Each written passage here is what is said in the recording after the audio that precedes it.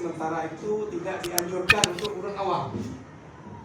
Orang awam itu Syedaralun, para dosen Fakultas Kedokteran Universitas Maliku Saleh menggelar bakti sosial berupa melatih sebanyak 15 masyarakat Desa Utenkot, Kecamatan Muara II, Loksmawe untuk menjadi satuan tugas siaga bencana pada Selasa 25 Oktober 2022.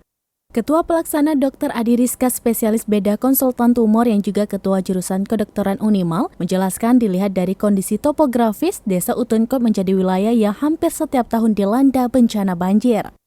Sedangkan bencana banjir yang terjadi kerap berdampak pada seluruh bidang, terutama terhadap kesehatan.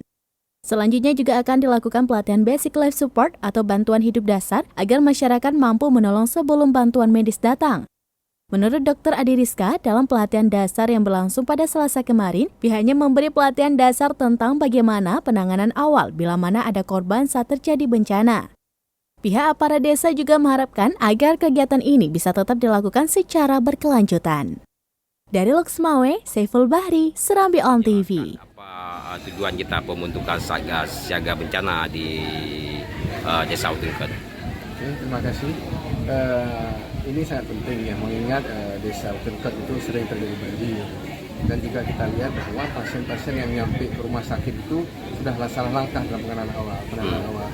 Jadi ini kita ajarkan supaya masyarakat itu tahu menangani awal gimana penanganan korban banjir atau korban misalnya efek dari banjir dia terbentur, patah tulang dan sebagainya, tahu penanganan awal. Jadi waktu kita jemput, itu pasien itu masih stabil dan tidak terjadi kerusakan yang lebih lanjut.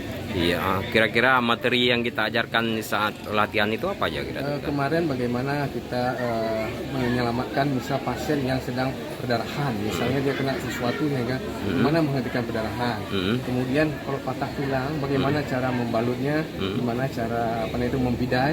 Kemudian gimana kalau ada dia cedera tulang belakang, gimana itu tim dari Satgas itu bisa mengangkat pasien tanpa membuat pasien itu lumpuh dan cedera lebih lanjut. Iya, dalam informasinya juga para desa mengharapkan supaya kegiatan ini terus berlanjut. Apakah ada program lanjutan dari kegiatan ini?